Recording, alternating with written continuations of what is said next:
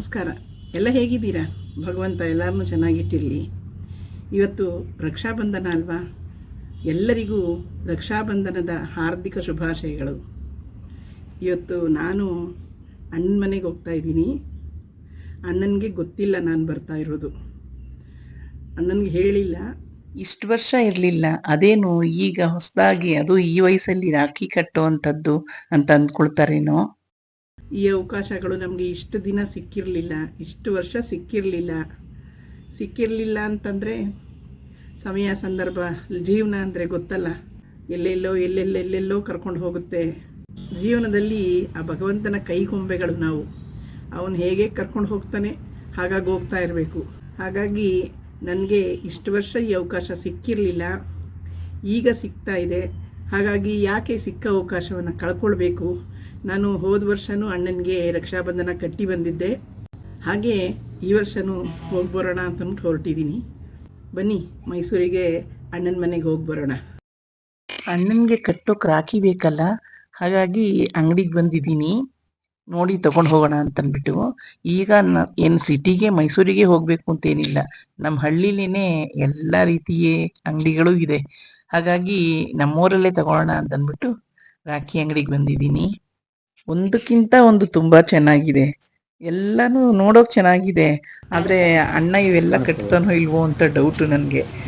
ಇದು ನೋಡಿ, ಇಷ್ಟು ದೊಡ್ಡದೆಲ್ಲ ತೊಗೊಂಡು ಹೋಗ್ಬಿಟ್ಟು ಆಮೇಲೆ ಅವರು ಬೇಡ, ಇಷ್ಟು ದೊಡ್ಡದು, ಇವಳೆ ಚಿಕ್ಕ ಮಕ್ಳು ಹಾಗೆ ಅದನ್ನು ನಾನು ಕಟ್ಕೊಳ್ಳಲ್ಲ ಅಂತ ಅಂದ್ಬಿಟ್ರೆ ಏನು ಮಾಡೋದು ಅಂತಂದ್ಬಿಟ್ಟು ಆದಷ್ಟು ಚಿಕ್ಕದ್ರಲ್ಲೇ ನೋಡೋಣ ಅಂತ ಅನ್ಕೋತಾ ಇದ್ದೀನಿ.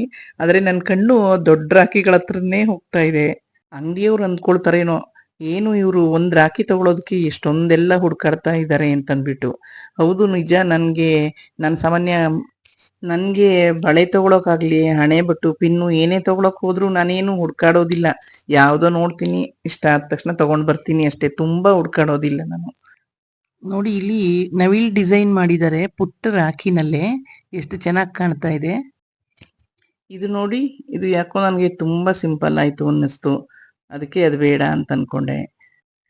ಯಾಕೋ ಇಲ್ಲಿ ಯಾವುದು ನನ್ಗೆ ಇಷ್ಟ ಆಗ್ದೇನೆ ಎದುರುಗಡೆ ಇನ್ನೊಂದು ಅಂಗಡಿಗೆ ಹೋದೆ.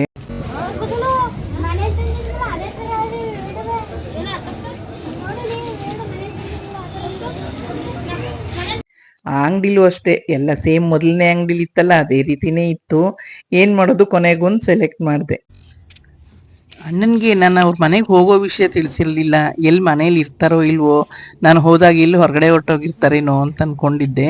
ಸದ್ಯ ಹಾಗೇನೂ ಆಗಲಿಲ್ಲ. ನಾನು ಹೋದಾಗ ಅವ್ರ ಮನೆಯಲ್ಲೇ ಇದ್ದರು. ಇವರು ನಮ್ಮ ದೊಡ್ಡಣ್ಣ, ನಮಗೆ ಇಬ್ಬರು ಅಣ್ಣಂದರು. ಅದರಲ್ಲಿ ಇವ್ರು ದೊಡ್ಡವರು, ಇನ್ನೊಬ್ಬ ಅಣ್ಣ ಇದ್ದಾನೆ ಚಿಕ್ಕಣ್ಣ. ಅವನನ್ನು ನಾನು ಮಾತಾಡೋದಿಲ್ಲ, ನಾವು ಅವರು ಜಗಳ ಮಾಡ್ಕೊಂಡಿದ್ದೀವಿ. ಹಾಗಾಗಿ ಅವನ ಜೊತೆ ಮಾತಾಡಲ್ಲ, ತುಂಬ ವರ್ಷ ಆಯಿತು. ಇವರು ನಮ್ಮ ದೊಡ್ಡಣ್ಣ ಅಂತೂ ನನ್ನ ಜೊತೆ ಮಾತು ಬಿಟ್ಟಿರೋದಿರ್ಲಿ, ಒಂದ್ ದಿನಕ್ಕೂ ನನ್ನ ಜೊತೆ ಬೇಜಾರಾಗಿ ಕೋಪದಿಂದ ಆಗ್ಲಿ ನನ್ನ ಜೊತೆ ಮಾತಾಡ್ದವ್ರಲ್ಲ. ನನ್ನ ಮೇಲೆ ಅಷ್ಟೇ ಪ್ರೀತಿ, ವಿಶ್ವಾಸ, ಮಮಕಾರ ಇಟ್ಕೊಂಡಿದ್ದಾನೆ ನನ್ನಣ್ಣ. ನನ್ನ ತಂದೆಗೆ ನನ್ನ ಮೇಲಿದ್ದ ಪ್ರೀತಿ, ವಾತ್ಸಲ್ಯ, ಮಮಕಾರ ನಾನೇನು ನೋಡ್ತಾ ಇದ್ನೋ ಅದೇ ಪ್ರೀತಿ, ವಾತ್ಸಲ್ಯ, ಮಮಕಾರನ ನಾನು ಈ ನನ್ನ ಅಣ್ಣನಲ್ಲಿ ನೋಡ್ತಾ ಇದ್ದೀನಿ. ನನಗೋಸ್ಕರ ಅವನು ನಮ್ಮ ಮನೆಯವರು ಕೆಟ್ಟದಾಗಿ ಅವನ್ನ ಬೈದಾಗ್ಲೆಲ್ಲ ಬೈಸ್ಕೊಂಡಿದ್ದಾನೆ, ತುಂಬಾ ಅವಮಾನ ಮಾಡಿದಾಗ್ಲೆಲ್ಲ ಮಾಡಿಸ್ಕೊಂಡಿದ್ದಾನೆ. ಇವತ್ತಿಗೂ ನಮ್ಮ ಮನೆಯವರು ಅವನಿಗೆ ಎಷ್ಟು ಸಾಧ್ಯನೋ ಅಷ್ಟು ಅವಮಾನ ಮಾಡ್ತಾನೆ ಇರ್ತಾರೆ. ಆದರೂ ನನಗೋಸ್ಕರ ಅವನು ಎಲ್ಲಾನು ತಡ್ಕೋತಾನೆ ಇದ್ದಾನೆ. ನನಗೆ ಇಷ್ಟು ವರ್ಷ ಅಣ್ಣನಿಗೆ ರಾಖಿ ಕಟ್ಟುವಂಥ ಸಮಯ ಸಂದರ್ಭ ಒದಗಿ ಬಂದಿರಲಿಲ್ಲ. ಹಾಗಾಗಿ ನಾನು ಹೇಳಿದ್ದು, ಈಗ ಸಿಕ್ಕಿರೋ ಅವಕಾಶನ ಉಪಯೋಗಿಸ್ಕೊಳ್ಳೋಣ ಅಂತ. ಹಾಗಾಗಿ ನಾನು ಈ ರಾಖಿ ಕಟ್ಟೋದ್ರ ಮೂಲಕ ಅವನಿಗೆ ಶುಭ ಹಾರೈಸ್ತಾ, ಅವನಿಗೆ ಸುಖ, ಶಾಂತಿ, ನೆಮ್ಮದಿ, ಆಯಸ್ಸು, ಆರೋಗ್ಯ ಕೊಟ್ಟು ದೇವರು ಕಾಪಾಡಲಿ ಅಂತ ಬೇಡ್ಕೊಂಡು ನಾನು ಈ ರಾಖಿ ಕಟ್ತಾ ಇದ್ದೀನಿ ಅವನಿಗೆ. ನಮ್ಮ ಮಕ್ಕಳನ್ನ ಬಿಟ್ಟರೆ ನಿಜವಾಗಿ ನಮ್ಮ ಬಗ್ಗೆ ಕಾಳಜಿ, ಕಳಕಳಿ ತೋರಿಸೋವಂಥವ್ರು ನಮ್ಮ ಒಡ ಹುಟ್ಟಿದವರು ಅಂತಲೇ ಹೇಳ್ಬೋದು. ಫ್ರೆಂಡ್ಸ್, ವಿಡಿಯೋ ನೋಡಿ ನಿಮ್ಗೆ ಏನನ್ನಿಸ್ತು? ನಿಮ್ಮ ಅನಿಸಿಕೆಗಳನ್ನು ಕಮೆಂಟ್ ಬಾಕ್ಸ್ನಲ್ಲಿ ತಿಳಿಸಿ, ಆಯಿತಾ? ನಾನು ನಮ್ಮ ಅಣ್ಣನ ಮನೆಯಿಂದ ವಾಪಸ್ ಊರಿಗೆ ಬಂದಾಗ ಶನಿದೇವ್ರ ದೇವಸ್ಥಾನದಲ್ಲಿ ಶನಿದೇವ್ರ ಕಥೆ ನಡೆಸ್ತಾ ಇದ್ರು. ಈ ದೇವಸ್ಥಾನ ಪ್ರಾರಂಭ ಆಗಿ 61ನೇ ವರ್ಷ ಆಯ್ತಂತೆ. ಹಾಗಾಗಿ ಇನ್ನೂ ಸ್ವಲ್ಪ ಗ್ರ್ಯಾಂಡಾಗಿ ಚೆನ್ನಾಗೇ ದೇವಸ್ಥಾನ ಎಲ್ಲ ಅಲಂಕಾರ ಮಾಡಿ ಕಥೆ ಮಾಡಿಸ್ತಾ ಇದ್ರು.